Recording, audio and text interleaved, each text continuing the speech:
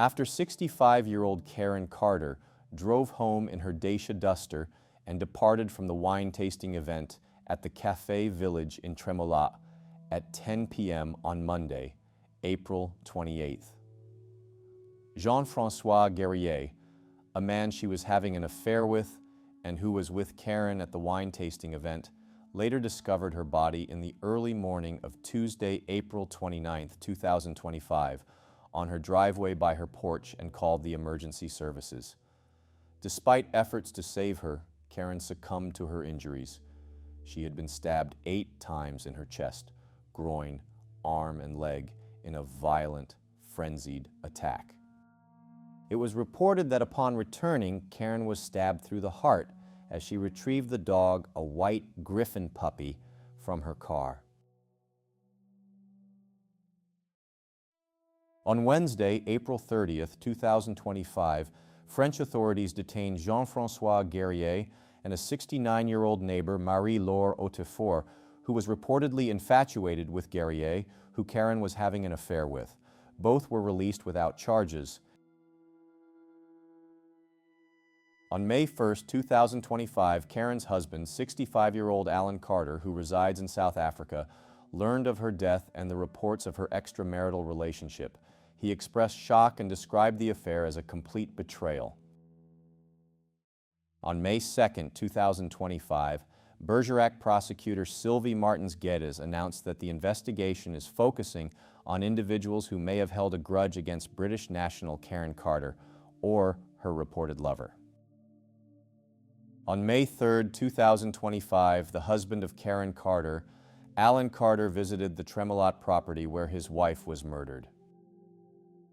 On May 4, 2025, reports emerged that Karen had told her close friend, expat Beverly Needham, the night before she was murdered, that she had filed for a divorce. It was later revealed that Ms. Needham, who helped broker the sale of Karen Carter's new cottage in France, told the Telegraph newspaper that she asked Karen if she served the papers, and Karen responded and said, "Yes, I gave him the papers." Beverly reported that Karen informed her about the end of their relationship and declared her commitment to it.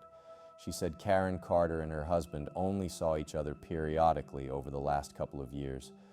Ms. Needham described Mr. Guerrier, the man Karen Carter was having an affair with, as a confidant and extremely close friend of Karen Carter, and said that any romantic relationship between the pair would have been very discreet. 69-year-old Beverly Needham, originally from Manchester, said Karen Carter's upbringing and life in South Africa made her street smart and made her more aware of her surroundings. She said that Karen Carter was bigger than her, comparing her slight frame to hers, and she said Karen was fit and strong.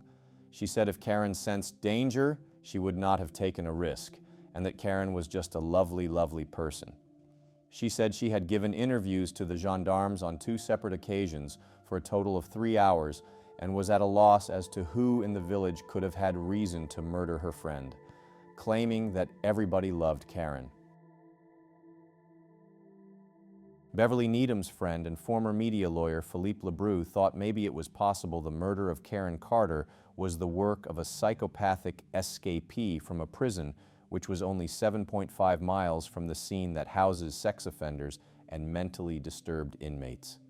His wife dismissed the theory, but speculated maybe a hunter armed with a butchering knife could have been persuaded to carry out the attack on behalf of an individual in the village. Karen's husband, Alan Carter, who resides in South Africa, was reportedly unaware of the divorce proceedings. 65-year-old Karen Carter, who was well known in the village, shared 4 children with her husband, Alan Carter, had been living in Tremolat for over a decade, managing holiday rental properties and actively participating in the local community. She was also involved in a local women's football team and had recently returned from a tournament in South Africa. The investigation into her murder remains ongoing, and the local community is deeply shaken by the incident.